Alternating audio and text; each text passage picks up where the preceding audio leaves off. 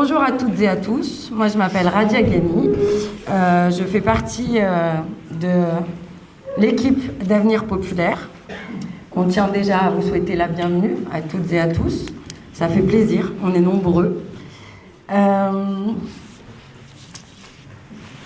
Avenir Populaire, c'est quoi? Avenir Populaire, c'est la rencontre entre deux forces, Chambéry Avenir, dont je fais partie, qui est un collectif citoyen enraciné dans le réel, dans le terrain, dans le quotidien des habitants. Et la France insoumise, avec sa force politique, son ancrage national, sa vision de transformation sociale. Et quand le citoyen rencontre le politique, quand les convictions rencontrent l'organisation, ça donne une chose, une vraie alternative. Ce meeting, c'est le lancement de notre campagne, mais c'est surtout le lancement d'une promesse. Celle de remettre les habitants au centre, de refaire de la politique un outil utile, de refaire de la ville un espace de dignité, de justice sociale et de respect. Oui, vous allez voir.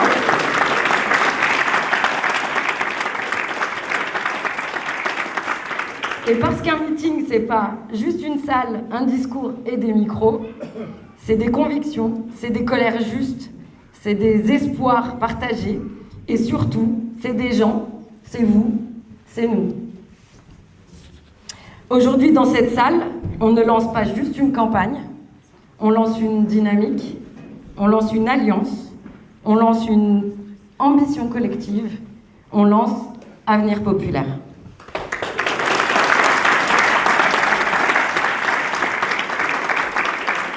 Vous avez sûrement trouvé sur vos chaises des petits documents.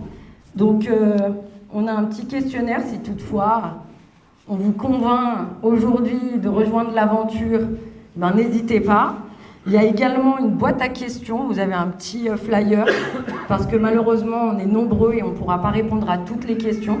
Donc, n'hésitez pas et on se fera un grand plaisir de vous y répondre. Et vous avez aussi une partie, un extrait de notre programme.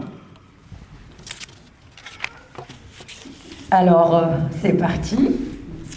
Je vais vous présenter Mohamed Daïf, qui a créé le collectif Chambéry Avenir à mes côtés avec d'autres, qui est un homme de valeur, de dialogue, de construction et de respect. Un homme qui incarne une politique humaine, accessible et sincère. On applaudit Mohamed.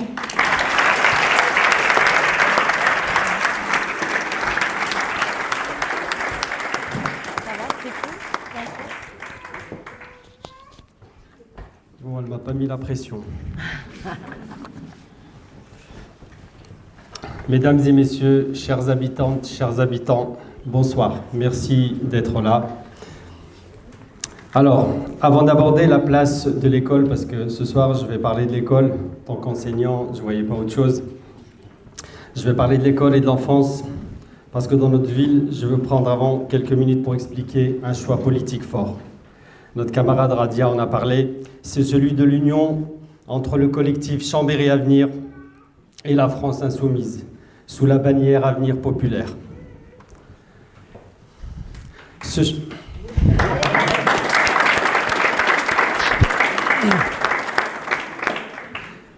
choix n'est ni opportuniste ni improvisé. C'est le résultat d'un cheminement citoyen, d'un engagement de terrain et d'une volonté claire, franchir une nouvelle étape. Parce qu'en fait, nous avons déjà mené des combats, participé à des échéances électorales, notamment en tant que collectif au départemental. Nous avons aussi participé à l'élection de notre député Jean-François.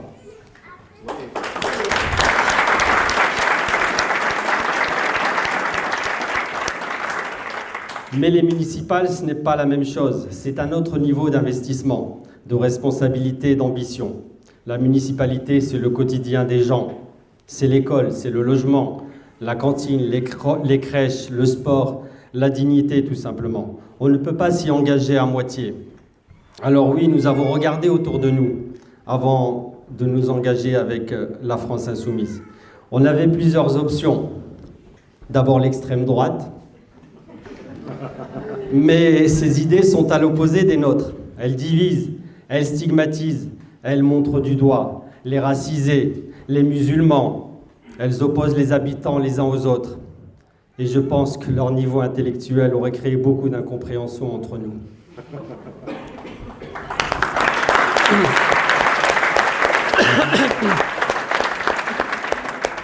Ensuite, la droite traditionnelle de ce qui lui reste de traditionnel. Mais quand on entend des discours comme « à bas le voile », quand on voit des politiques qui désignent une partie de la population comme un problème, ce n'est pas compatible avec notre vision d'une ville unie et respectueuse. D'ailleurs, Retailleau, quand on lui a ressorti sa propre phrase, il s'est offusqué en disant « Vous me mettez une cible dans le dos ». Allez comprendre. Il y a bien d'autres figures de cette droite, mais là encore, notre chef de région, entre les procès d'intention permanents, les commissions d'enquête idéologique et la suspicion généralisée, nous avons une ligne que nous ne pouvions pas franchir.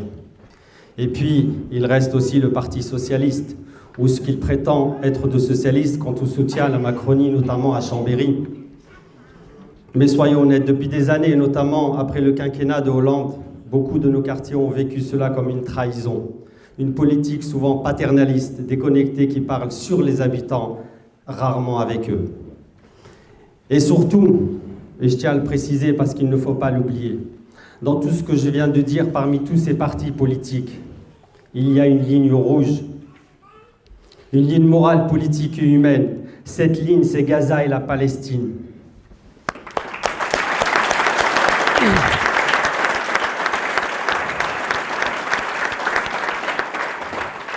Face à la souffrance, face à l'injustice d'un peuple, face à ce que beaucoup aujourd'hui qualifient de génocide, de crime de masse, nous ne pouvions pas accepter le silence, l'ambiguïté ou les calculs politiques.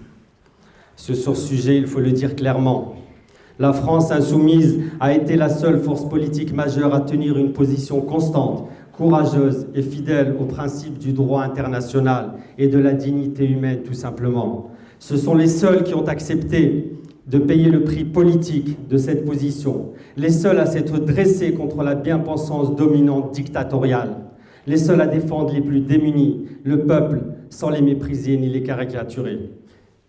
Et je veux ici avoir une pensée particulière pour celles et ceux qui se sont mis leurs amis à dos, qui ont sacrifié beaucoup de choses, notamment Émeric Caron, notamment Rima Hassan et d'autres encore qui ont assumé jusqu'au bout la défense du peuple palestinien.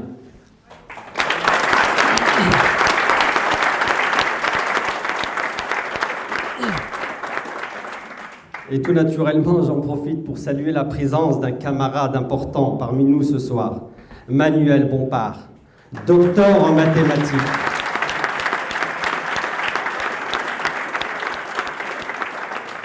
Car tout à l'heure, on lui avait dit, quand vous discutez sur les débats télé, dites-leur que vous êtes docteur en mathématiques, parce que je crois qu'il n'arrive pas à vous comprendre.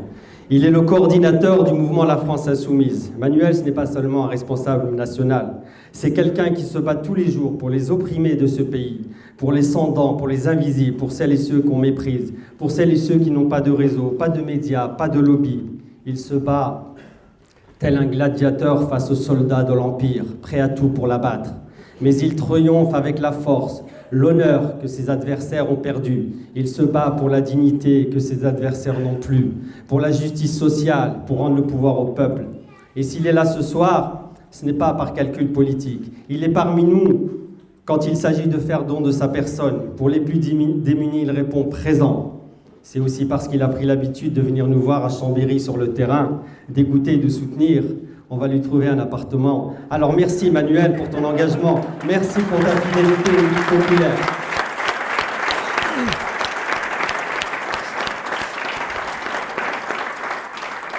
On va en discuter avec Cristal Habitat. Merci. Ce choix, certains le critiquent. Certains continuent de croire aux belles paroles d'une droite ou d'un parti socialiste qui trop souvent ont abandonné les quartiers populaires et les classes populaires. Alors je regarde dans la salle parce que j'appelle à la raison. Mes amis, ils se reconnaîtront. Rejoignez-nous, il est encore temps. Arrêtez de croire aux belles paroles de ceux qui nous insultent à longueur de journée. Nous avons fait un choix de ne plus y croire et surtout de ne plus faire semblant d'y croire. Et donc Avenir Populaire ne s'est pas construit contre quelqu'un, il s'est construit pour quelque chose. Pour la justice sociale, la dignité, l'égalité réelle et le respect de toutes et tous. Car il faut le dire, nous vivons vraiment une époque étrange. Et je ne peux pas citer tout cela sans évoquer la proposition de loi de Caroline Yadan, qui va criminaliser toute critique de l'État génocidaire. Ce qui pourrait être risible en fait, c'est que je vais être capable et je vais pouvoir prendre un avion et aller jusqu'en Israël pour critiquer Israël, pour ne pas risquer de me faire arrêter et puis revenir en France où je risque de me faire condamner et arrêter. Et donc c'est tout naturellement et en cohérence avec nos valeurs que Chambéry Avenir a rejoint cette dynamique. Et donc c'est dans cet esprit que je vais maintenant vous parler d'un sujet central, la place de l'école, de l'enfance et de la jeunesse dans la ville. Parce que je ne me suis pas présenté, mais je suis donc enseignant. J'habite Chambéry depuis 1989. Je suis arrivé du Nord, donc je suis un ch'ti qui est arrivé dans le Sud. Et donc je suis enseignant et donc je vais vous parler de la place de l'école, de l'enfance et de la jeunesse dans la ville. Ce n'est pas parler d'un secteur parmi d'autres, c'est le cœur battant de ce que nous sommes et surtout de ce que nous voulons devenir. Une ville se juge à la manière dont elle accueille ses enfants, accompagne ses parents, soutient ses jeunes et respecte celles et ceux qui font vivre l'éducation au quotidien. Notre première conviction est simple, l'école est un droit, pas un privilège. Et c'est pourquoi nous affirmons clairement que tous les enfants doivent être scolarisés sans condition de statut administratif, parce que l'égalité devant l'éducation n'est pas une option morale, c'est un principe républicain et un devoir de la collectivité. Refuser un enfant à l'école, c'est le condamner à l'invisibilité. L'accueillir, c'est lui donner une place dans la vie, dans la société et dans l'avenir. C'est ce que nous voulons faire, quel que soit leur âge, avec un programme ambitieux mais indispensable. Nous voulons donc, pour commencer, pour la petite enfance, un service public de crèche accessible à toutes et à tous, des horaires adaptés à la réalité des parents, une augmentation réelle du nombre de places en crèche municipale, mais l'accès ne suffit pas, il faut aussi de la justice et de la transparence. C'est pourquoi nous voulons clarifier les critères d'attribution et d'associer les parents à l'amélioration et l'accueil. Une crèche publique ne doit pas être une file d'attente opaque, c'est un service collectif, digne, lisible et co-construit. Et à l'école, nous avons fait un choix qui est fort, aller vers la gratuité de la cantine scolaire. Dès le début du mandat pour les enfants de moins de 6 ans. Donc cela va concerner les crèches, maisons d'enfance et maternelles. Puis, progressivement, pour toutes et tous, en fonction de la santé des finances municipales, nous irons vers l'école primaire. Et nous fixons un objectif clair, un ou une ATSEM à temps plein par classe en maternelle. Parce que l'attention aux enfants, le soin, l'accompagnement ne sont pas des variables d'ajustement. Une ville responsable ne laisse pas sa jeunesse sur le bord du chemin. Nous développerons le soutien scolaire, l'augmentation des UP2A pour les enfants allophones et nous renforcerons la mission de lutte contre les décrochages scolaires. Parce que derrière chaque décrochage, il y a un jeune qui a besoin d'être écouté, accompagné et reconnu. Mais l'école a aussi une mission essentielle, faire société. Nos enfants, ils viennent d'histoires, de cultures et de parcours familiaux différents. Cette diversité est une richesse et elle doit être reconnue, expliquée, valorisée. Mais cette richesse ne doit jamais devenir une frontière. Nous l'avons vu récemment, malheureusement, à l'occasion d'un grand événement sportif. Des tensions liées au pays d'origine peuvent apparaître, créer des fractures, des oppositions, parfois même des situations qui s'apparentent à du harcèlement entre élèves. C'est un signal d'alerte. Notre responsabilité collective est claire. Nous devons transmettre aux enfants la fierté de leurs origines sans jamais perdre de vue l'essentiel. Ils partagent un même pays, un même avenir, une même nation. Et l'école doit être le lieu où l'on apprend, où l'on peut être fier de ses racines et profondément attaché à la France, à ses valeurs et à son projet commun. Choisir de construire ensemble, dans le respect, la fraternité et la solidarité. Et dans ce combat pour la cohésion, le rôle des parents est primordial. L'école ne peut pas faire toute seule. Notre projet est clair, faire de la ville un espace qui protège, rassemble et émancipe dès l'enfance. Et je voulais terminer, parce qu'on m'a dit que j'allais être long, par le logement, parce que je voulais quand même dire quelques mots concernant le logement, et notamment le logement social à Chambéry, parce que c'est des choses que nous vécons, parce que nous, sur notre liste, nous venons des quartiers, nous vivons le quotidien de tous les habitants.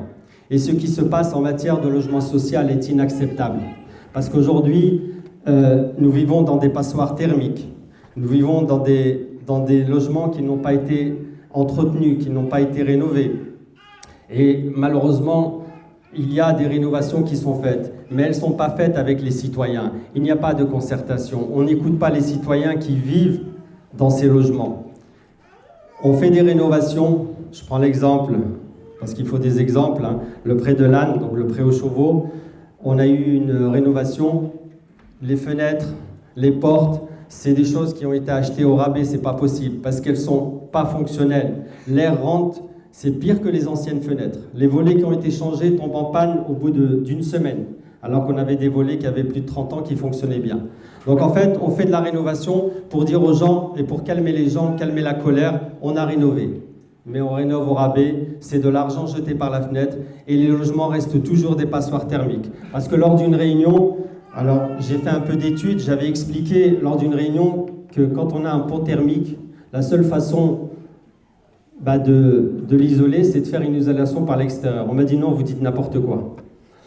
Alors j'ai dit allez voir les experts, vous verrez ce qu'ils disent. Et aujourd'hui, ils rénovent des logements, ils changent des portes, des fenêtres, ils refont un peu de peinture et ils pensent que les gens vont être contents, ils vont s'arrêter là. Mais nous, on ne s'arrêtera pas là parce qu'on va faire une concertation avec les gens et on va mettre ce qu'il faut pour rénover. Parce qu'aujourd'hui, les passoires thermiques, c'est une double peine pour les gens qui y vivent parce qu'ils payent des loyers qui sont déjà très chers et ils vont avoir des factures énergétiques qui vont être hors sol. Donc ce n'est plus possible. Et donc aujourd'hui, avec notre programme, nous voulons vraiment mettre les moyens et rénover une bonne fois pour toutes, et surtout avec la concertation avec les habitants.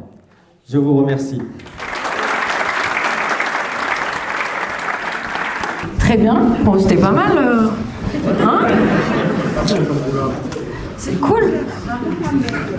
Hein? On peut l'applaudir encore. Pas un exercice facile.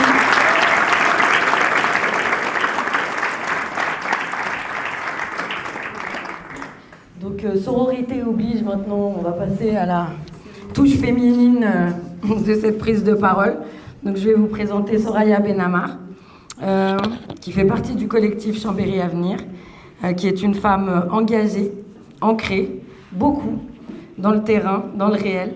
Elle fait beaucoup de choses, notamment au sein du quartier du Biolay. Elle est très connue et reconnue, donc on applaudit bien fort Soraya.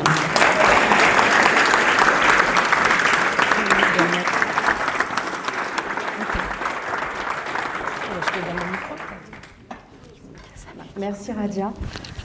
Donc bonsoir à toutes et à tous, chers habitants de Chambéry. Donc si je devais donner un titre au discours que je vais faire ce soir, ça serait « Les chiffres cachent des choix, et ces choix, c'est vous qui les payez ». Alors quand on vous dit que les finances de la ville vont bien, en fait c'est comme si aujourd'hui je vous disais que votre budget familial est solide, alors qu'au fond de moi, je sais très bien qu'il n'est pas solide et que j'ai pas grand-chose dans la poche. En fait, un budget municipal, ce n'est pas qu'un tableau de chiffres. C'est un choix politique. Et pourquoi j'ai décidé aujourd'hui de vous parler de chiffres? Parce que ça fait à peu près 20 ans en fait, que j'exerce en tant que comptable. J'ai travaillé en fait, dans des grosses entreprises qui sont cotées en bourse. J'ai dû faire aussi des audits dans ces entreprises qui sont cotées en bourse avec la loi Sorban-Oxley, pour ceux qui connaissent un petit peu la finance. Et donc, je suis tombée dans les chiffres, en fait, très petite, parce que je suis née d'une famille de parents illettrés.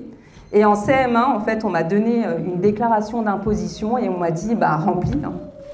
Donc, j'ai rempli. Voilà.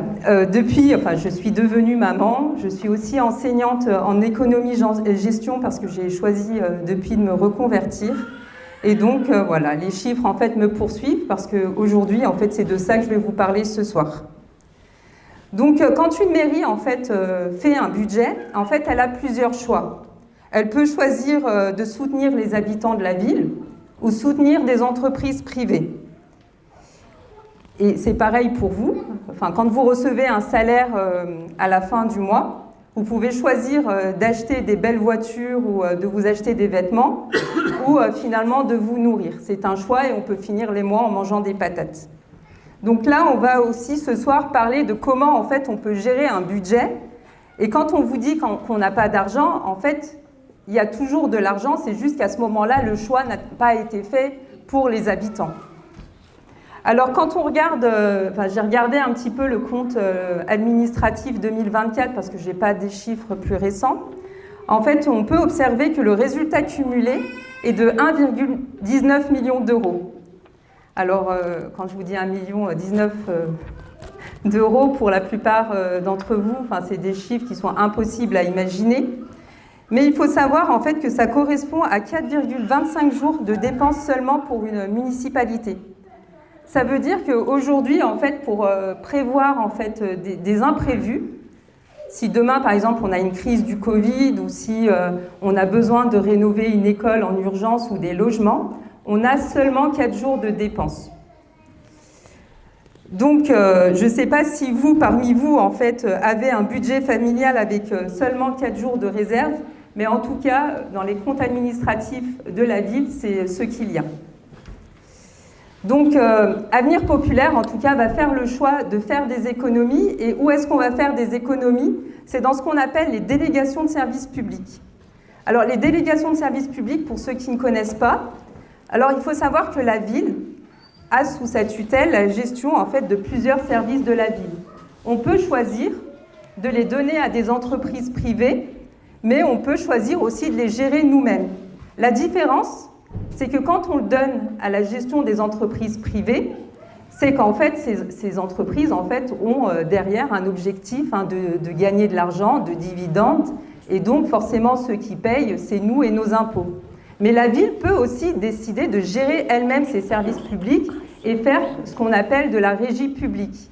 Et donc Avenir Populaire en fait, décidera en fait, petit à petit d'arrêter en fait ces délégations de services publics pour récupérer l'argent et pour en fait économiser les habitants, et cela pourra partir dans ce que disait Mohamed tout à l'heure, nos logements, parce qu'en fait on achète du matériel qui est premier prix, bas de gamme, ou pour nos écoles, etc.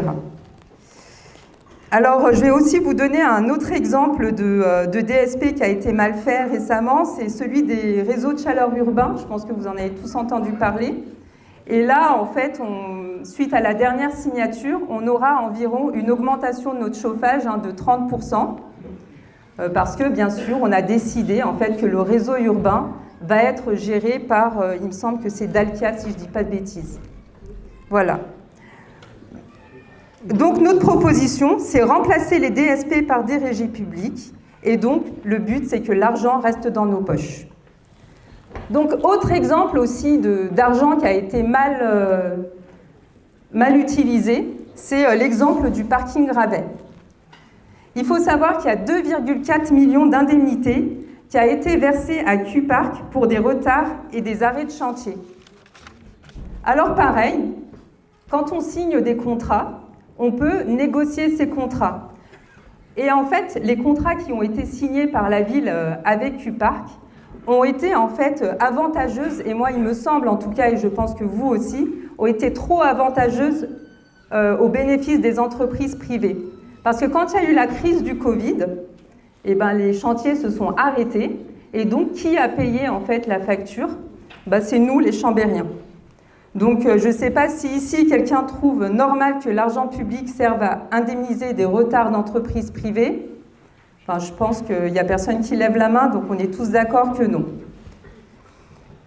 Alors, j'ai continué à regarder les comptes administratifs et j'ai remarqué que la dette totale de la ville, actuellement, elle est de 99 millions d'euros. Donc, en sachant qu'en 2024, on a payé 1,74 million d'intérêts et que l'emprunt toxique, je ne sais pas si vous vous souvenez qu'on avait eu des emprunts toxiques, vont se terminer en 2028, mais finalement, ils ont un impact limité parce qu'en fait, on a un soutien de l'État sur ces emprunts toxiques.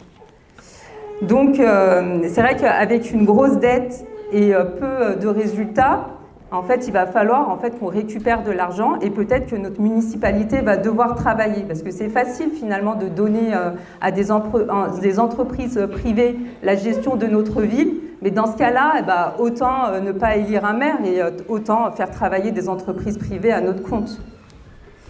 Il y a aussi un exemple de gaspillage flagrant qui a été très récent, celui-là, c'est celui de la Banque de France. Alors en fait, le bâtiment de la Banque de France, alors pour ceux qui ne connaissent pas, c'est celui qui est vers la sécurité sociale. Donc il a été vendu, et après ça c'est pas grave, a été vendu à peu près 2 millions à une entreprise privée. Sauf que la ville, après coup, s'est réveillée et s'est dit que finalement, en fait, ce bâtiment pourrait servir pour les archives. Merci. Et du coup, ils ont décidé de racheter à cette entreprise privée ce bâtiment qui coûtait initialement 2 millions d'euros. Sauf que les entreprises privées, je vous l'ai dit, ils sont là pour gagner de l'argent. Et donc, en fait, ils ont négocié avec la ville. Donc, le rachat va nous coûter à peu près 5 millions d'euros. Bravo. Donc, voilà, des gens qui ne savent pas utiliser l'argent. Et tout ça, je continue à regarder les comptes administratifs, etc.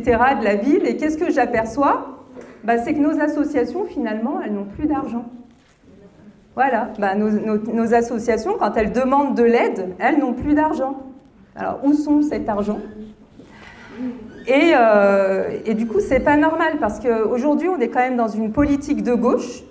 Et aujourd'hui, quand je regarde les comptes des associations, elles ont encore moins qu'à l'époque de Dantin. Donc, par exemple, vous avez quand même la Banque alimentaire qui a vu ses dotations diminuer. Alors, pour moi, c'est plus ou moins une surprise parce que la municipalité actuelle, moi, j'ai jamais pensé qu'elle était de gauche, très sincèrement. Mais en plus, quand on regarde les comptes, cela nous le prouve. Et il y a un dernier point, en fait, dont je voulais parler. Alors, il m'émeut énormément, donc j'ai choisi de le dire à la fin parce qu'en fait, ça m'énerve énormément. Alors, très récemment, en fait, parce qu'en fait, les campagnes électorales commencent. Et dans mon quartier, parce que j'habite au Biolay, on commence à voir, en fait, des futurs élus, des autres étiquettes qui viennent dans les quartiers. En soi, voilà, la gauche n'a pas le monopole des quartiers et c'est normal qu'ils viennent discuter avec les habitants, etc. En fait, ce que j'aime pas, c'est la manière dont on utilise la misère sociale des gens. C'est-à-dire que ces gens viennent dans nos quartiers et promettent à des gens de leur fournir du travail, de donner aux artisans des chantiers, sous prétexte que s'ils seront élus, en fait, ils leur proposeront ce travail.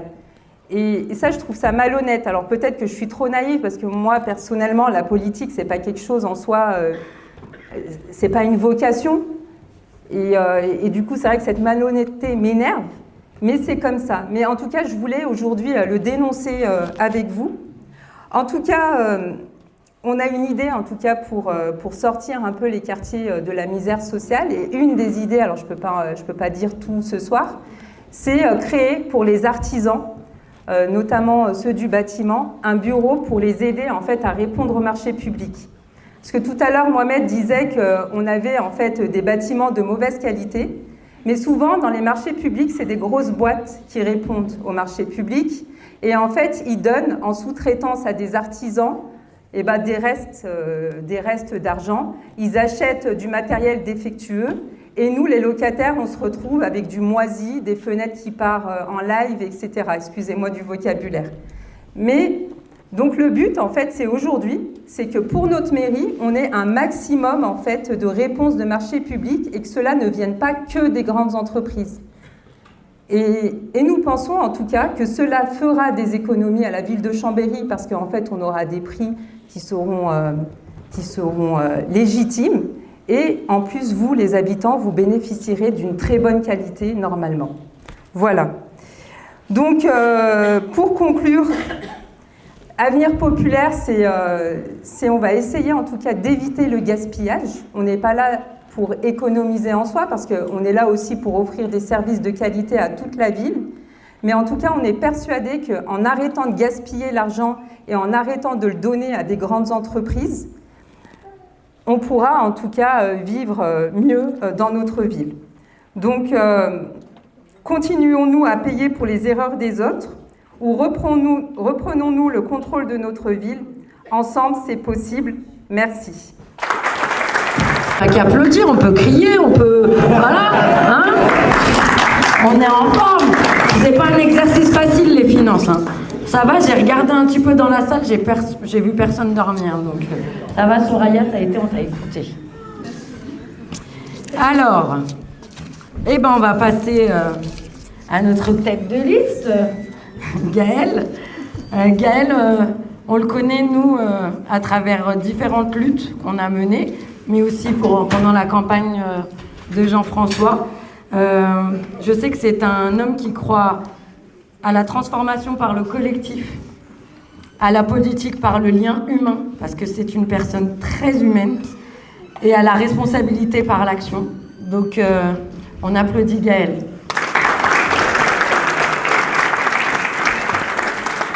Je ne croyais plus au changement. Puis, un vieux monsieur m'a dit, enfin, il nous l'a dit à tous, faites mieux, notre cher Jean-Luc. Et j'étais peut-être bête, je ne sais pas, peut-être fatigué, mais je l'ai écouté, je l'ai pris au sérieux. Je me suis dit, d'accord, pour une fois, je vais m'engager, je vais aider, je vais faire campagne. Et je l'ai fait pour le sport. Et là, j'ai été surpris. J'ai été surpris de nous voir gagner. J'ai été surpris de voir un député insoumis en Savoie. J'ai été surpris d'être choisi comme attaché parlementaire de ce député. Et surtout, j'ai été profondément surpris de découvrir une chose essentielle. Je pouvais aider les gens, concrètement. J'ai aidé une femme qui était sous tutelle. Son appartement au faubourg Montbéliard risquait de s'effondrer. Elle était à la rue dans 15 jours. On a réussi à la reloger. J'ai aidé un couple séparé par la Méditerranée. Monsieur travaille en tant que chirurgien dentiste à l'hôpital. Madame est en Syrie. En faisant pression sur la préfecture, on a réussi à les rassembler. Ça fait 1 an qu'ils vivent heureux. Et madame travaille aussi à l'hôpital maintenant et soigne les Chambériens. Parfois, c'est des situations absurdes. Monsieur et madame sont en couple, ils ont un enfant, ils sont locataires et touchent la hache, l'aide pour les adultes handicapés. Mais comme leur propriétaire est mort, tout leur a été coupé. Alors, c'est pas eux qui l'ont tué, hein. C'est tout simplement que leur situation administrative a changé. Donc la CAF a tout bloqué. Quand ils nous ont contactés, ça faisait 3 mois. 3 mois qu'ils n'avaient plus rien. En quelques jours, ça a été réglé. Et parfois, c'est des situations vitales. On a aidé des Franco-Palestiniens, un frère, son épouse et sa sœur, à sortir de Gaza sous les bombes. Alors, cela n'a pas changé le monde, mais cela a changé la vie. Ça a changé la vie de quelques Savoyards. Et à notre petite échelle, on a fait notre travail. Et c'est exactement ça, ce que je veux. Ce que je veux, c'est davantage d'élus qui luttent pour les gens, qui les aident, qui les écoutent, qui changent concrètement la vie là où ils sont. C'est pour cela que nous sommes ici devant vous. J'en suis convaincu. Mais je sais que certains d'entre vous ont peut-être encore des doutes. Alors, on va vous faire une proposition simple. On veut des élus qui rendent des comptes, que l'on n'a pas besoin de croire sur parole. Alors, certains d'entre eux, qui ne regardent pas d'ailleurs, vous pourrez les trouver dans le quartier, mais au-delà de ça, on veut des élus révocables. Donc voilà, si nous ne tenons pas nos engagements, vous pourrez nous virer, purement et simplement, avec un référendum local. On veut de la transparence dans les décisions publiques. Voilà. Si on doit utiliser de l'argent, il doit servir l'intérêt général, pas sous forme d'opacité, pas des intérêts privés. On veut de la transparence dans les décisions de l'administration. Il y a des choses beaucoup trop importantes qui jouent. Si un logement social doit être donné, on doit savoir pourquoi il a été donné et pourquoi nous on n'en a pas. Notre ambition est claire. On veut une démocratie locale, vivante, populaire, exigeante. Une démocratie à la hauteur de Chambéry et de ses habitants. Pour la démocratie nationale, je laisserai Manu gérer. Voilà, je ferai simple. Et parce que la démocratie n'a de sens que si elle change concrètement la vie des gens, ce qu'on va essayer de faire ensemble, je vais vous donner des rendez-vous. Notre premier rendez-vous, on en a parlé, c'est l'enfance. C'est de mettre en place la gratuité des cantines pour les enfants de moins de 6 ans. C'est le retour en régie de la cantine. On va arrêter de laisser nos enfants être nourris par Sodexo. Et pour y parvenir, le choix politique est relativement simple. Ça nous coûte 300 000 €. Ça fait 5 € par an et par chambérien. 5 € pour garantir de sortir la cantine scolaire des logiques de profit, d'avoir une alimentation de qualité, d'avoir un service public transparent, et donc de faire manger gratuitement les enfants de maternelle, de crèche et de maisons de l'enfance. Notre deuxième rendez-vous, c'est les transports publics. Nous engagerons le passage en régie publique de Synchrobus. Alors là, je n'ai même pas besoin de vous dire ce que j'en pense. L'Aglo a eux-mêmes fait les calculs. ça nous permet d'économiser 900 000 euros. 900 000 euros qui n'iront plus en dividendes, mais qui serviront à augmenter le nombre de bus, augmenter la fréquence, et qui permettront d'aller vers la gratuité partielle, pour nos jeunes, pour nos anciens. Parce que se déplacer librement, c'est un droit. Parce que la transition écologique passe aussi et surtout par un transport en commun accessible. Notre troisième rendez-vous, ce sera la culture pour tous et pour toutes.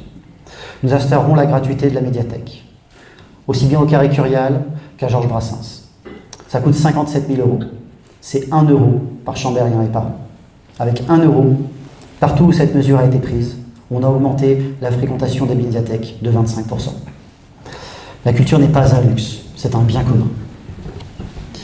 Notre quatrième rendez-vous, ce sera la sécurité. Une sécurité républicaine et de proximité. Nous transformerons la police municipale pour une véritable police de proximité qui sera là pour discuter, qui sera là pour échanger dans les quartiers, dans la ville, avec les habitants, pour essayer de régler les soucis, et pas juste pour faire des tours en voiture. Nous réduirons aussi l'équipement létal. Ça nous permettra d'augmenter les effectifs. Cela nous permettra de renforcer la présence sur le terrain et surtout dans une logique de défense, du dialogue, de la prévention avec les associations. Parce que la sécurité ne se construit pas par la surenchère armée, mais par la confiance, par la présence humaine et la connaissance des quartiers. Voilà notre méthode. Reprendre le contrôle public des services essentiels et ne pas le laisser au privé. Utiliser l'argent public pour l'intérêt général en transparence. Faire des choix justes, utiles, assumés et en accord avec les chambériens. Ce sont ces rendez-vous-là que nous voulons tenir. Et vous, est-ce que vous voulez les honorer, ces rendez-vous ? Oui.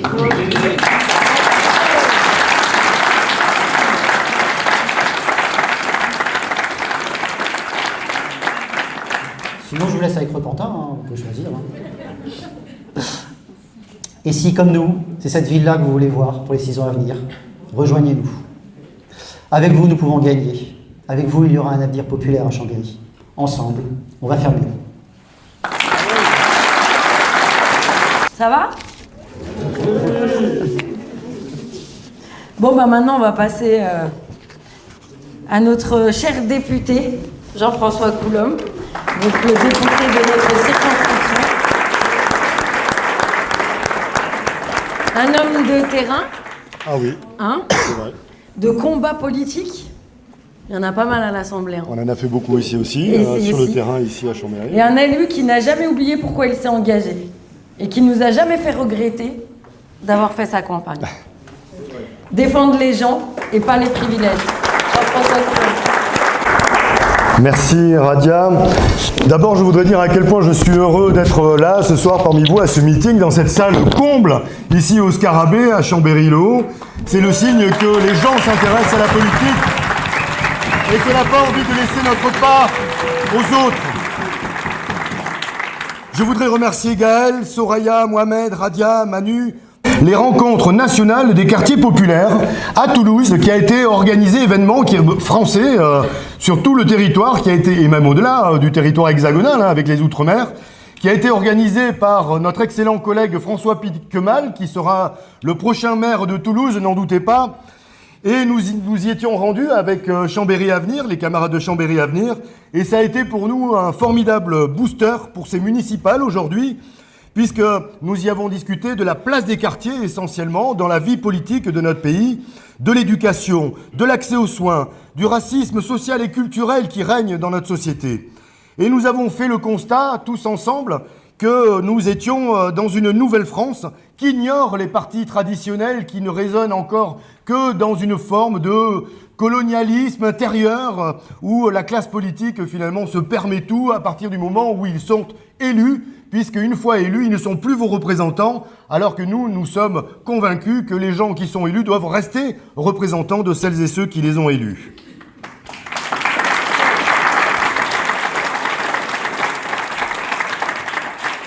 Nous y avons fait aussi le constat que la France avait changé. On n'est plus sous l'époque du général de Gaulle, qui est cité indifféremment d'ailleurs par les racistes du Rassemblement national que par les affairistes de la Macronie. Il cite souvent le général de Gaulle, mais bon, c'est un temps qui est quand même révolu, même si certains en ont la nostalgie. Nous ne l'avons pas, cette nostalgie de cette France coloniale et nous sommes convaincus qu'aujourd'hui, la France rayonne de toutes ses diversités, et c'est ce qui a fait que nous avons qualifié cette France de la Nouvelle France, et que cette Nouvelle France doit prendre toute sa part dans la vie de la cité. Et c'est la raison pour laquelle aujourd'hui se présente à vous cette formidable équipe de l'Avenir populaire qui est bien représentative de toutes les sensibilités, de toutes les cultures de notre ville de Chambéry. Mais depuis, ils ont vu le danger parce que figurez-vous que s'ils nous respectent, s'ils nous craignent, ils ne nous respectent pas en revanche. Et on le voit bien puisque ils ont cherché à nous stigmatiser, nous, la France Insoumise, avec une commission d'enquête pour essayer d'établir des liens qui feraient qu'on soit infréquentable parce que nous serions proches d'une forme de terrorisme.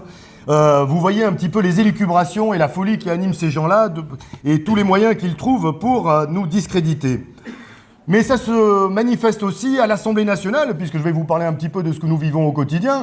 Nous sortons, nous les députés, de 2 semaines où nous avons entendu les pires horreurs, que ce soit en commission des lois pour ce qui me concerne, puisque je suis commissaire aux lois, et nous y étudions, nous y examinons tous les textes les plus racistes, les plus xénophobes, les plus stigmatisants, les plus liberticides que puisse imaginer un politique aujourd'hui en 2026.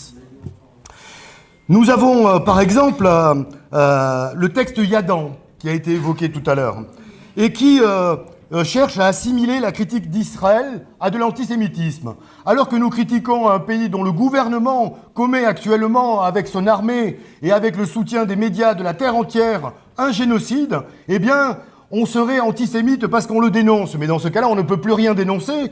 Et toute critique de n'importe quel gouvernement pourrait s'assimiler aussi à une forme de racisme, par exemple. Ce n'est absolument pas, bien sûr, ce que nous défendons. Et nous nous sommes battus en commission pour que ce texte ne passe pas l'étape de la commission et qu'il arrive déjà cabossé en hémicycle. Parce qu'il va être étudié demain, ce texte. Eh bien, figurez-vous que, alors que nous pensions qu'il ne serait pas adopté en commission, eh bien, il l'a été par 18 voix contre 16 en commission des lois. Et nous déplorons les 4 abstentions du Parti socialiste sur ce texte liberticide.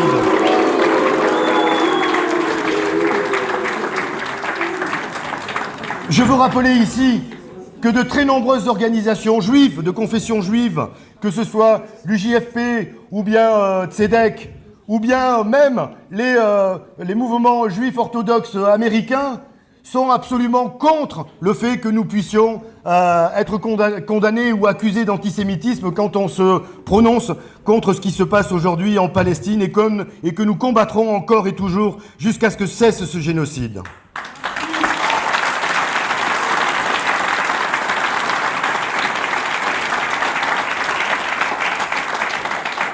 Et puis alors, cerise sur le gâteau, nous avons eu en hémicycle jeudi dernier la niche LR. Alors qu'est-ce que c'est une niche ? Une niche, c'est un moment privilégié qui permet à un groupe d'opposition au gouvernement de pouvoir proposer des textes qui, eux, s'affranchissent de l'agenda présidentiel et gouvernemental. Là, les LR, on pourrait se dire, eh bien, fidèles à leur tradition affairiste, ils vont trouver des textes qui permettent aux riches de s'enrichir encore plus, puisque c'est quand même leur ADN, ou ils vont trouver des textes qui sont une forme de destruction de la nature, en privilégiant par exemple les grands projets inutiles qui saccagent l'environnement, comme le Lyon-Turin. Eh bien non, ce n'est pas du tout ça qui les tienne à cœur aujourd'hui et qu'ils ont envie d'imposer à notre pays. Ils voulaient faire un texte qui interdisent, par exemple, qui classent les frères musulmans dans les organisations terroristes, avec bien évidemment à l'arrière-plan la commission d'enquête dont je vous ai parlé tout à l'heure. Voilà leur obsession. Alors nous, on leur a dit, on s'est beaucoup marré en réalité dans cette niche en disant, mais vous êtes complètement cinglés. Si vous faites un texte sur les frères musulmans, faites un texte aussi sur les sœurs musulmanes, les tantes musulmanes, les oncles musulmans, les grands-mères musulmanes, faites un texte comme ça. Bon, vous voyez, ils sont complètement à la ramasse, mais ils courent derrière le RN, parce que pendant toute cette niche, en fait, qui c'est qui a fait le sale boulot ? C'est le RN.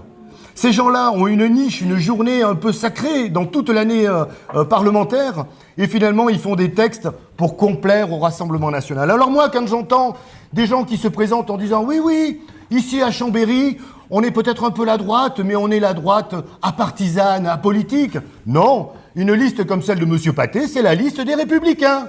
Il hérite de tout ce mouvement et il assume le bilan antisocial de Macron. Parce que ces gens-là, c'est non seulement des antisociaux comme Macron, mais c'est aussi les racistes du Rassemblement national. C'est ça leur ADN. Et ils peuvent se cacher derrière des faux-nez, ils ne tromperont personne, même en se rendant dans les quartiers populaires du Biolay, comme ça a été fait cette semaine. Et puis après, qu'est-ce qu'on avait comme autre texte complètement hallucinant? Alors que nous sortons d'une période où nous avons vu l'horrible assassinat de Naël par les forces de l'ordre il y a quelques mois à peine, alors qu'il y a quelques jours à peine, l'horrible police ICE de Donald Trump a assassiné Renée Nicole Good à bout portant alors qu'elle ne présentait absolument aucun risque et que c'était exactement les mêmes circonstances que Naël, eh bien ces gens-là, ils veulent faire passer un texte qui donne la présomption de légitime défense aux forces de l'ordre qui se servent de leurs armes létales. Voilà leur programme. Voilà pourquoi nous nous battons, nous, au quotidien. Et je peux vous assurer que c'est quand même pas très joli de voir toute cette classe politique, finalement, qui court derrière le RN. Le RN qui, finalement, a gagné la bataille idéologique à droite. Mais pas chez nous. Donc, pour lutter contre ça...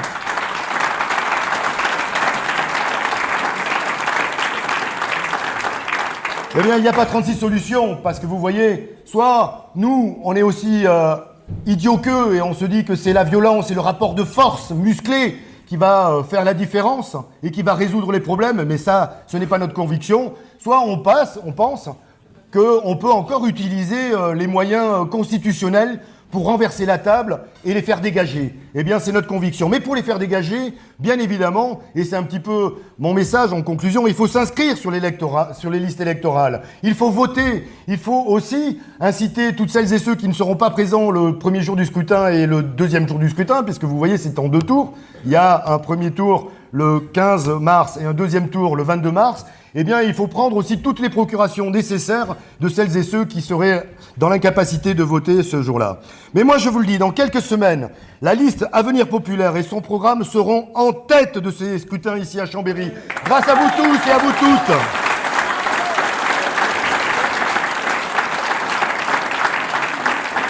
Et moi qui suis votre député de la circonscription, j'apporte à cette valeureuse et talentueuse liste tout mon indéfectible soutien et tout le temps que je pourrai consacrer à me battre à vos côtés pour nous faire gagner cette élection. Ici aussi à Chambéry, nous allons en finir avec le macronisme, c'est-à-dire avec Pathé et avec Repentin, qui ne servent plus à rien. Et je vous le dis, ne soyez pas que spectateurs. Ne nous regardez pas, rejoignez-nous et battez-vous avec nous. Parce que, Mathilde Panot l'a dit il y a quelques jours, battre la Macronie, c'est battre l'extrême droite. Merci pour votre accueil. Municipale. Parce que évidemment, quand vous allez aller voter le 15 et le 22 mars, vous allez aller voter pour un programme, pour des propositions. Et les personnes qui se sont exprimées avant moi vous ont présenté leurs grandes priorités programmatiques. Et je sais que vous pouvez encore faire des propositions, des contributions sur le site internet. Évidemment, c'est décisif d'avoir un programme qui est en mesure de répondre à vos problématiques du quotidien. Mais quand vous allez aller voter le 15 et le 22 mars prochain, vous allez aussi aller voter pour une démarche et pour une équipe. Et l'équipe qu'il y a autour de moi, elle porte une idée simple. Si celles et ceux qui dirigent aujourd'hui, si vous n'êtes pas satisfait de celles et ceux qui dirigent aujourd'hui, dégagez-les et remplacez-les. Et remplacez-les par celles et ceux qui vivent au quotidien, qui vivent dans leur vie, parce qu'ils habitent dans nos quartiers, dans tous les quartiers de la ville, parce qu'ils sont engagés dans des associations, parce qu'ils sont engagés dans des organisations syndicales, parce qu'ils vivent, eux, au quotidien, les difficultés de la ville, l'incurie des gestions municipales, l'abandon d'un certain nombre de quartiers, le clientélisme des politiques municipales. Parce que, contrairement à ce qu'on entend parfois, ah oui, peut-être ce ne sont pas des gens qui ont fait le parcours politique de toute la formation qui fait que vous faites ci, puis vous faites ça, comme si finalement il y avait une école de la politique qui permettait ensuite aux gens d'être mieux disposés que les autres pour gouverner une ville. Bon, quand on voit ce qu'ils font de la ville, dans ce cas-là, le parcours de formation n'est pas très bon. Et il y a une meilleure formation que celle-là. C'est la formation de la vie. C'est la formation de vivre au quotidien dans cette ville, de connaître les limites et les difficultés des politiques municipales et donc d'avoir la conviction qu'on peut faire bien mieux à Chambéry et que les leviers de la politique municipale, ils peuvent être utilisés pour répondre à vos aspirations. Et donc, quand je vous disais que vous allez voter pour une équipe, c'est cette équipe-là. L'équipe dont on a ici un début, un embryon, puisqu'il y aura plusieurs dizaines de candidats sur cette liste. Et vous allez aussi voter pour une méthode. Vous allez voter pour un principe.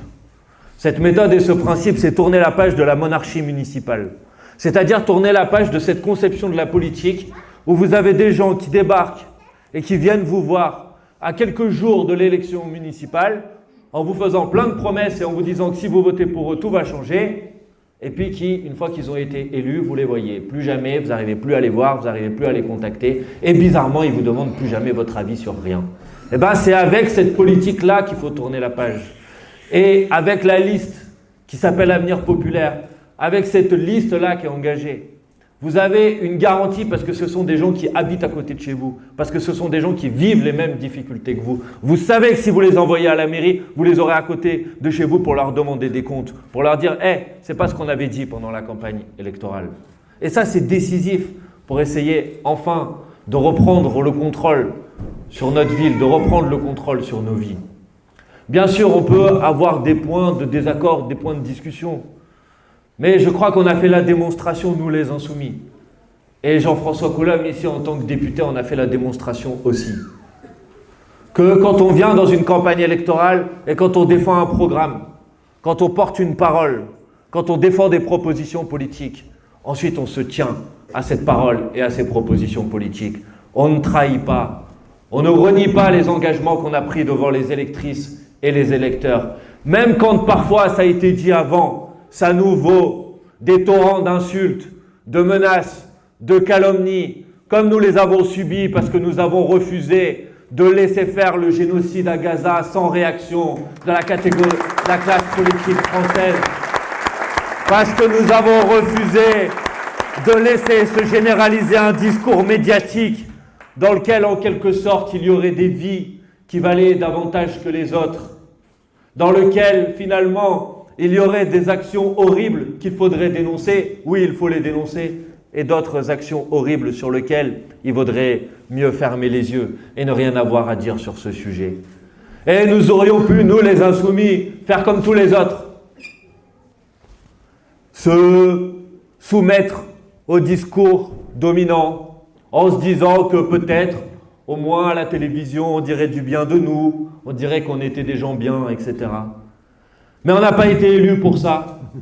On a été élus pour porter une parole claire. On a été élus pour défendre les droits humains partout dans le monde.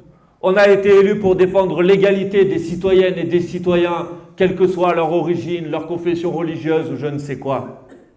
Et donc oui, on assume de tenir tête quand le discours politique qui vise à essayer de nous faire taire, de nous intimider, quand les interviews médiatiques qui se transforment plutôt en garde à vue médiatique qu'en interview médiatique. Et quand on va sur un plateau de télévision ou quand on va défendre une position à l'Assemblée nationale, on ne se pose pas la question de savoir si cette position politique, elle va nous permettre de nous attirer les louanges médiatiques. On se pose une seule question. Est-ce que cette position politique, elle est juste ? Est-ce que cette position politique, elle est noble ? Est-ce que cette position politique, c'est celle sur laquelle on s'est engagé au moment des élections ? Parce que quand vous êtes représentant du peuple, vous portez la parole du peuple et vous respectez le contrat que vous avez passé avec le peuple sur votre programme. Bravo ! Et si nous, les Insoumis, nous l'avons fait avec Jean-François à l'Assemblée nationale, vous pouvez avoir la garantie et la certitude que les candidates et les candidats qui seront sur cette liste Avenir Populaire, ils défendront la même conception politique. Et donc, que le contrat que vous allez passer ensemble au moment des élections municipales, il sera tenu. Que les élus que vous allez envoyer au conseil municipal, ils seront pas là pour se servir eux. Ils seront là pour servir le peuple et pour mettre en œuvre le programme sur lequel vous les aurez élus. Voilà ce qui est très important. Et si vous voulez une illustration de ça, regardez encore ce qui s'est passé cette semaine à l'Assemblée nationale. Regardez comment un Premier ministre qui s'est engagé au mois d'octobre dernier à dire « Je vais tenir compte du fait qu'il n'y a pas de majorité absolue à l'Assemblée nationale et donc je vais m'engager sur l'honneur à ne pas utiliser l'article 49.3 de la Constitution pour faire passer mon budget. » À l'époque, au mois d'octobre, nous les Insoumis, nous avions déposé une motion de censure et il nous avait dit dans l'hémicycle « Ben, ça ne sert à rien votre motion de censure, puisque comme je m'engage à ne pas utiliser le 49.3, de toute façon, si à la fin vous n'êtes pas satisfait de ma politique et de mon budget, vous pourrez vous opposer à ce budget. » C'est ce qu'il disait il y a 3 mois.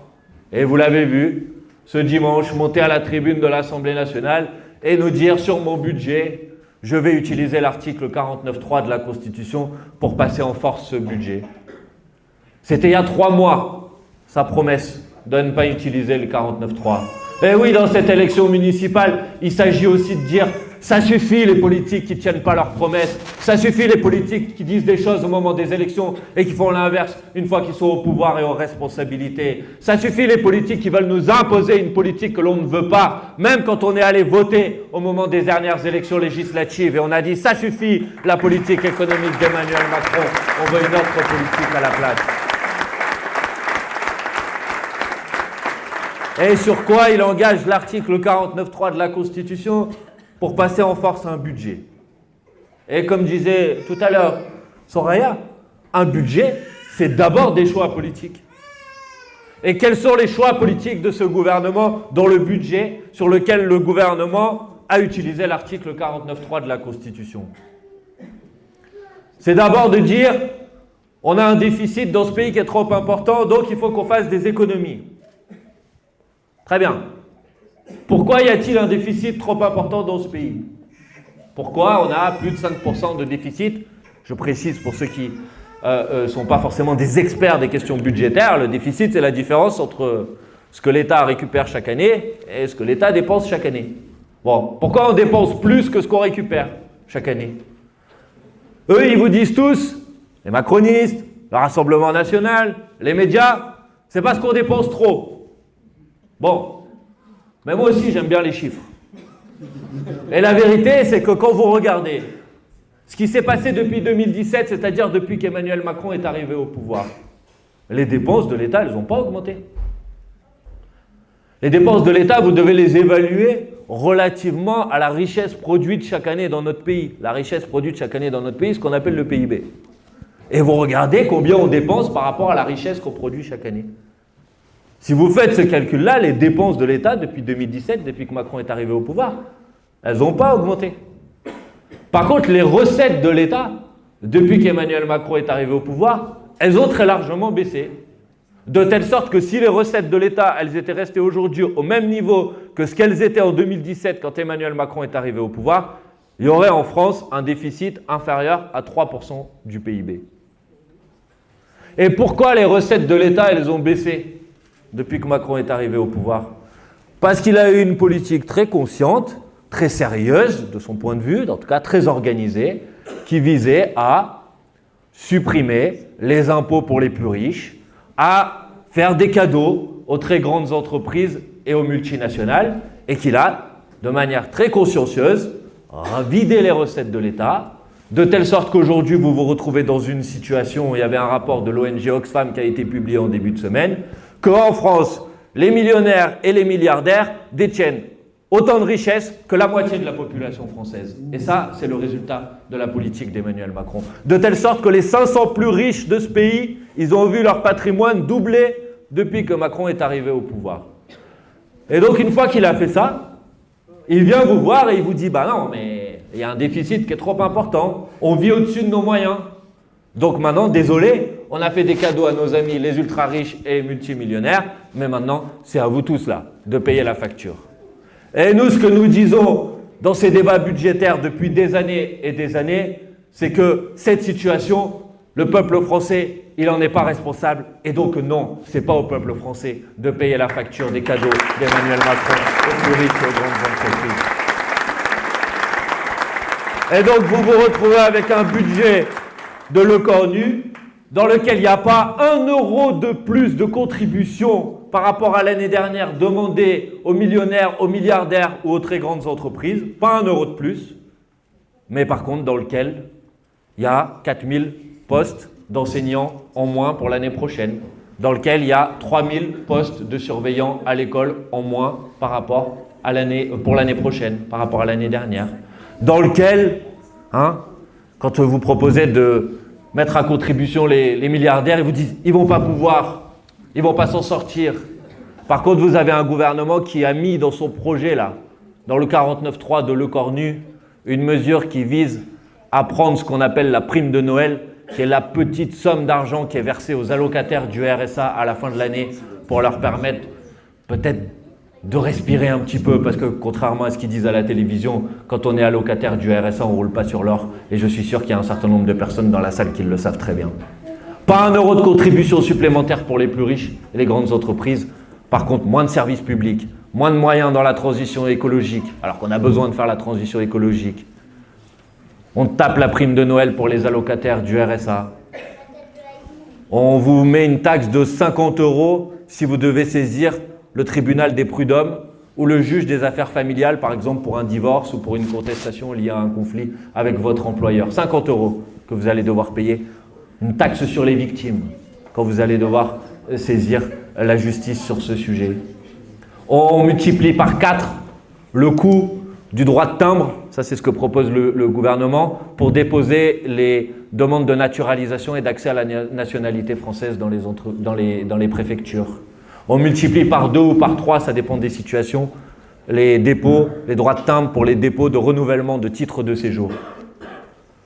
C'est-à-dire, il y a une petite minorité de la population qui s'enrichit, qui s'en met plein les poches, on ne lui demande jamais des efforts, et par contre on veut faire payer tout le monde. Et en plus on veut faire payer tout le monde, mais en plus on s'attaque au service public, et en plus on s'attaque à la préparation de l'avenir. Parce que quand on met des moyens dans la transition écologique, quand on met dans le moyen pour développer nos réseaux de transport collectif, quand on met des moyens pour la rénovation thermique des logements, on prépare l'avenir, on prépare demain. On fait face aussi à ce grand défi du siècle qui est celui de l'urgence climatique et environnementale. Voilà sur quoi ce gouvernement engage sa responsabilité, comme on dit en utilisant l'article 49.3 de la Constitution. Alors peut-être, certains pourraient se dire, mais peut-être qu'ils ne savent pas qu'il y a des milliardaires ou des millionnaires, mais si, ils savent très bien. Ou peut-être qu'ils ne savent pas qu'il y a des milliardaires ou des millionnaires qui utilisent des moyens détournés pour ne pas payer d'impôts. Mais si, ils savent très bien. Il y a 1 an à peu près, celle qui est aujourd'hui ministre des Comptes publics, elle s'appelle Madame de Montchalin, elle prenait la parole et elle disait, il y a quand même un problème en France, vous pourrez retrouver ces déclarations, les milliardaires et les millionnaires en France, ils utilisent des moyens pour ne pas payer l'impôt, de telle sorte, disait-elle, Madame de Montchalin, que certains d'entre eux, si on prend les revenus qu'ils déclarent chaque année, ils seraient en situation de pouvoir avoir accès à un logement social ou de pouvoir demander le RSA. Madame de Montchalin qui disait ça.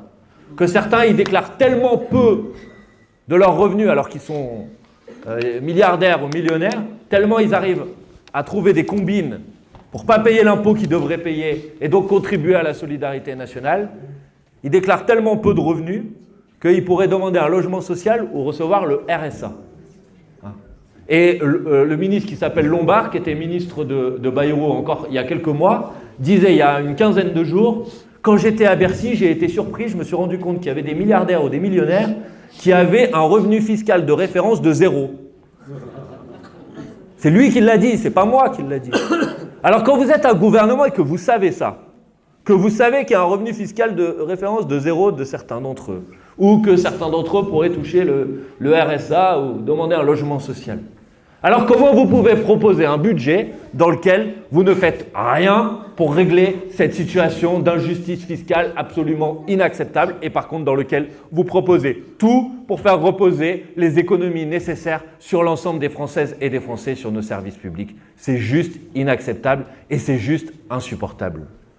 Et donc, évidemment que quand vous allez aller voter le 15 et le 22 mars, vous allez d'abord voter pour des questions municipales, pour l'équipe, je vous en ai parlé tout à l'heure, pour le programme, ils vous en ont parlé tout à l'heure, pour la démarche, on en a parlé tout à l'heure. Mais quand vous allez aller voter le 15 et le 22 mars, votre vote, il aura aussi une signification nationale.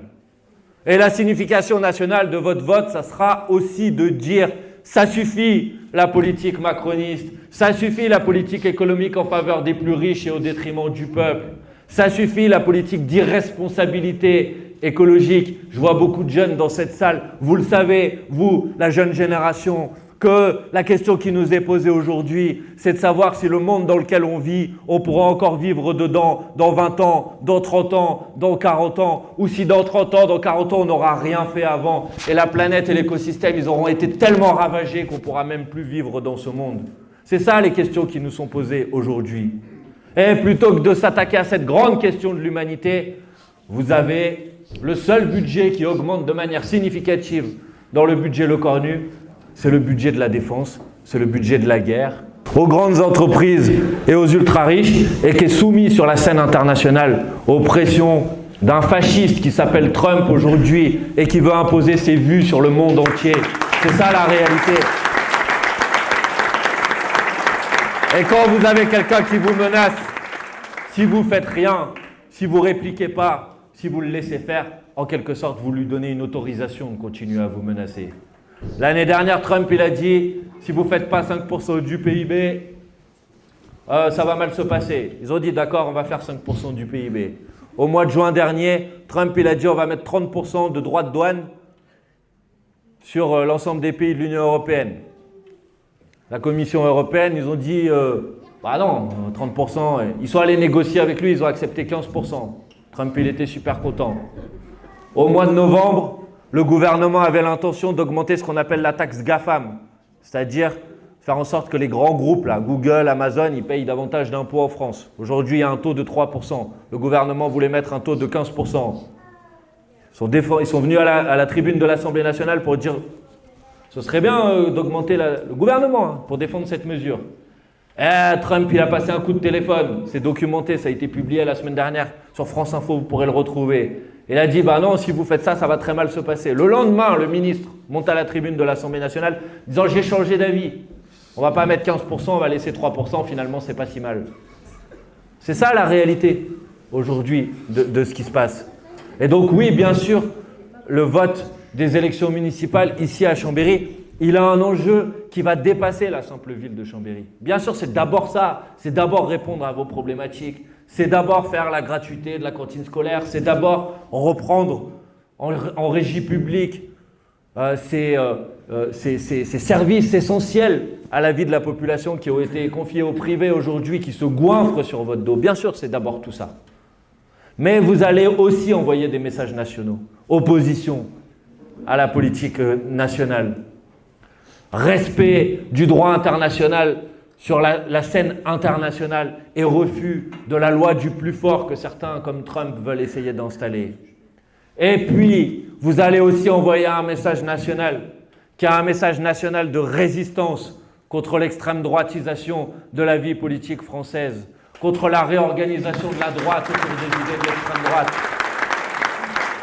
dont Jean-François vous a parlé tout à l'heure quand il vous a décrit quels étaient les textes de loi que la droite dite républicaine, qui n'a plus rien de républicain, a inscrit lors de sa niche parlementaire cette semaine à l'Assemblée nationale. Et de ce point de vue-là, vous savez très bien que cette élection municipale, elle va avoir lieu 1 an avant l'élection présidentielle qui va avoir lieu normalement l'année 2027. Et que dans l'élection présidentielle de l'année 2027, il va y avoir une grande bataille, un grand affrontement, que vous avez une extrême droite qui progresse, qui menace, que vous avez un climat raciste, islamophobe qui est devenu insupportable. Comment vous pouvez accepter dans un pays comme la France que quand le premier bébé, je ne sais pas si vous avez vu cette histoire, qui est né à Avignon, alors il s'appelle Zaïd, je crois, Zahir ou Zaïd, et il se reçoit une vague de commentaires, de haine, de rejet. Mais à quel point il faut avoir perdu tout sens de l'humanité pour attaquer un bébé qui vient de naître? Comment on peut accepter de vivre dans un pays comme ça? Comment on peut accepter de vivre dans un pays dans lequel, et j'en profite ici pour leur dire mon soutien et ma solidarité, quand vous avez des personnes qui s'engagent en politique et qui ont une couleur de peau ou une confession religieuse, immédiatement ils subissent des procès d'intention, des calomnies, comme ça a été le cas pour Chambéry Avenir, ici, qui se sont retrouvés épinglés dans le JDD, dans les médias du groupe Bolloré, pour essayer d'expliquer que parce que vous avez des habitantes et des habitants des quartiers populaires qui s'engagent pour l'intérêt général et qui disent que si on veut changer les choses, il faut s'engager de la politique, vous avez toute une presse d'extrême droite qui leur tombe dessus parce qu'ils s'appellent Mohamed ou d'autres prénoms. Mais là, je parle pour Mohamed parce que je sais que c'est lui en particulier qui était ciblé. Et ils se retrouvent immédiatement attaqués de manière ignoble et dégueulasse. Comment on peut accepter ça? Comment on peut accepter ça? Comment on peut accepter une situation comme celle-là? Comment on peut laisser faire ça? On ne peut pas accepter ça. On ne peut pas laisser faire ça. Et donc, face à cette situation, on n'a pas 10 000 solutions. Soit on l'accepte, mais alors on est lâche. Soit on se bat, soit on les affronte, soit on les combat, soit on leur dit que jamais ils passeront, que jamais ils gagneront, et que pour que jamais ils passent et que pour que jamais ils gagnent, ça va dépendre de notre engagement, de notre investissement, de notre mobilisation. Parce que déjà, en 2024, ils nous ont dit qu'ils vont gagner après la dissolution de l'Assemblée nationale. Et alors, à l'époque, on a fait la démonstration que si on gage tous, si on s'engage tous, si on se mobilise tous, si on fait en sorte que tout le monde soit bien inscrit sur les listes électorales, si on va taper aux portes le jour du vote pour dire à tout le monde « faut descendre, faut aller voter », alors on peut les battre. Parce qu'en 2024, ils disaient tous qu'ils allaient gagner. Et en 2024, ils n'ont pas gagné. C'est nous qui avons gagné parce qu'on s'est mobilisés et qu'on les a battus.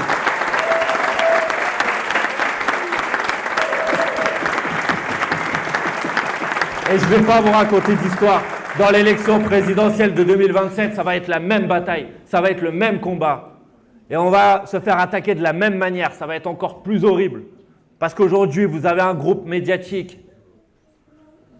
Parce qu'aujourd'hui, vous avez des groupes médiatiques qui malheureusement sont sous influence de ce groupe médiatique, je parle du groupe Bolloré en particulier, qui ont fait de leur fonds de commerce la haine des musulmans, le rejet de l'immigration. Ils ne parlent que de ça.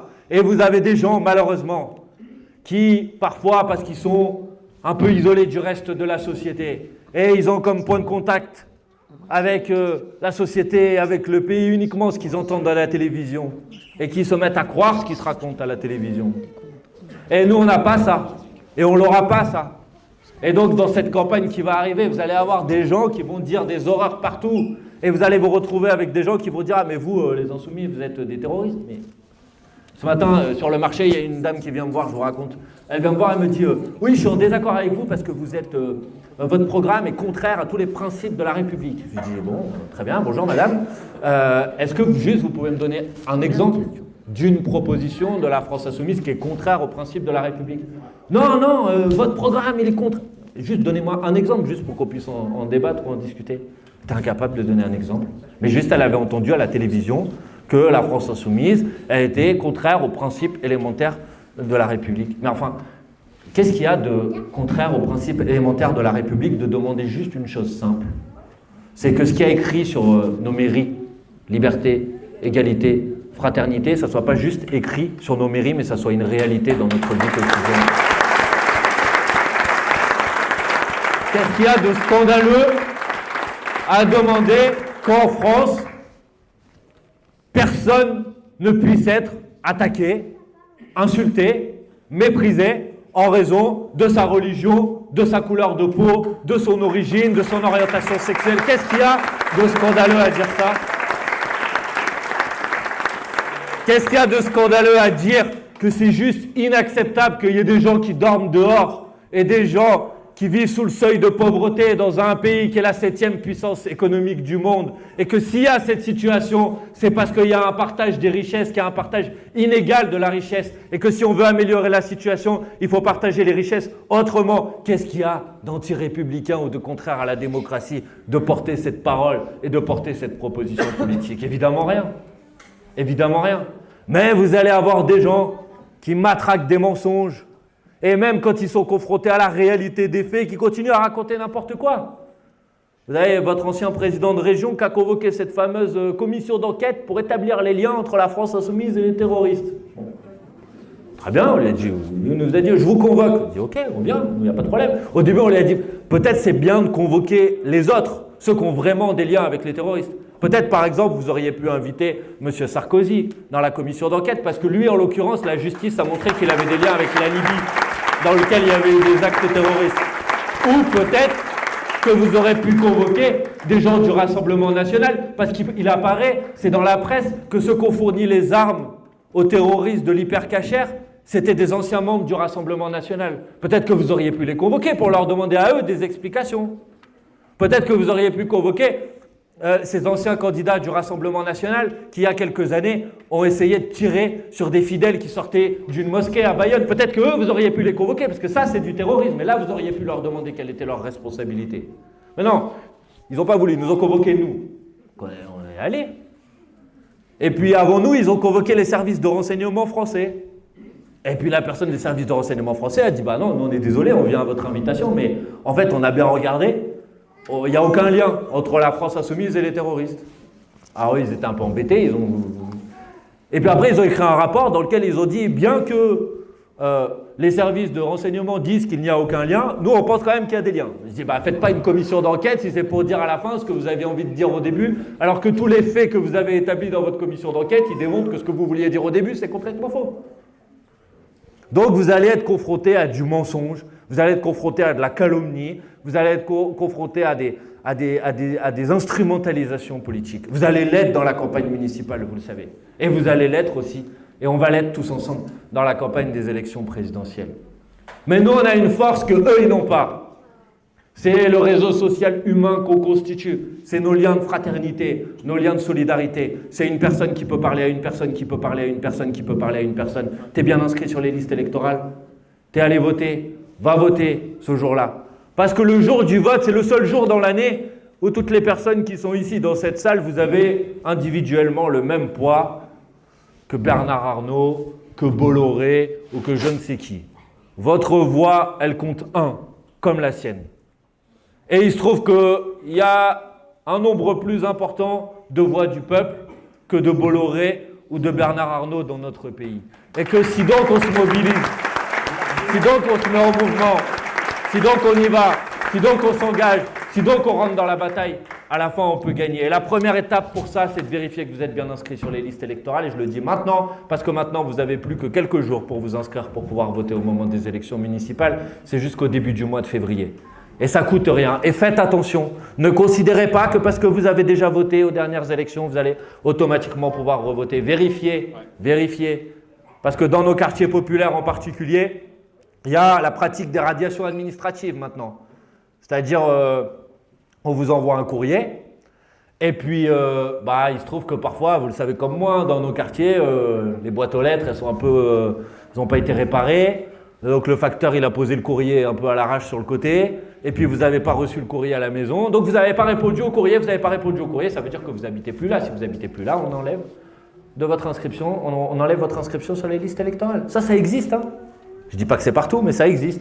Dans pas mal d'endroits. Donc, il faut vérifier qu'on est bien inscrit sur les listes. Donc, il faut faire en sorte de vérifier que toute la famille est bien inscrite sur les listes. Les collègues, les amis, tout le monde. Parce que toutes les voix, elles vont compter. Et donc, il faut se mobiliser. Il faut se mobiliser dans l'élection municipale. Et après, il faut se mobiliser parce que toute la force qu'on aura accumulée dans cette élection municipale, on pourra la projeter après dans la grande bataille des élections présidentielles. Je termine en vous disant que ici, à Chambéry, c'est simple. Votre choix, il n'est pas très compliqué. Vous avez une liste du Rassemblement national, l'extrême droite. J'entends parfois des gens dire oui, l'extrême droite, on n'a jamais essayé. Ah bah, mieux pas, mais il y en a qui ont essayé. Parce que des villes qui ont été gagnées par l'extrême droite, il y en a eu. Hein? Et qui a privatisé la piscine municipale à Hénin-Beaumont et les tarifs ont augmenté de 70%? Le Rassemblement national. Eh ouais. Venir pour moi-même individuellement, mais l'idée que je me fais de la société dans laquelle j'ai envie de vivre. Et depuis, vous m'avez fait regretter de ne pas avoir voté pour vous, et cette fois en 2024, je vais voter pour vous. Et ce que je veux vous dire par là, c'est que tenir bon sur ces principes, ça paye à la fin. Parce que contrairement à ce qu'ils disent à la télévision, les habitantes et les habitants de notre ville, et en particulier les habitantes et les habitants de nos quartiers populaires, ils ont un cerveau, ils réfléchissent, ils sont solidaires, ils font de la politique au sens de la société dans laquelle ils ont envie de vivre. Et il faut être fier de ça. Et il faut parler à l'intelligence des gens, pas les prendre pour des imbéciles. Et en votant pour la liste L'Avenir Populaire, vous allez voter pour une liste qui parle à l'intelligence des gens, qui va demander l'avis aux gens sur les grandes questions municipales. Voilà pourquoi ça me faisait plaisir d'être avec vous aujourd'hui. Et voilà pourquoi je suis aussi enthousiaste sur la démarche que vous avez engagée ici. Alors moi, je ne sais pas quel sera le résultat, ça dépend de chacune et de chacun d'entre vous. Ce que je sais, dans tous les cas, c'est tout le travail qui aura été fait. Dans cette campagne des élections municipales, ça sera un travail qui va porter ses fruits, qui produira des résultats. Peut-être immédiatement, si vous vous mobilisez tous et si on y arrive, et si on les balaye tous, et si on fait en sorte qu'il y ait une nouvelle équipe municipale qui arrive au pouvoir. Peut-être que ça ne sera pas tout de suite, ça va dépendre de chacune et de chacun d'entre vous. Mais même si ce n'est pas tout de suite, toute l'énergie qu'on aura gagnée, les gens qui se seront intéressés à la politique, qui seront rentrés dans la bataille, ça sera de l'énergie, ça sera de la force qu'on aura accumulée pour ensuite mener la grande bataille qui vient. Alors je compte sur vous, sur votre engagement dans la campagne, sur votre mobilisation d'ici au vote et le jour du vote, n'oubliez pas, le 15 et le 22 mars. Et comme j'aurai toujours pas d'appartement à Chambéry, ça ne m'empêchera pas de revenir la prochaine fois pour fêter la victoire avec vous. Merci beaucoup. Merci d'avoir été là et belle soirée à vous.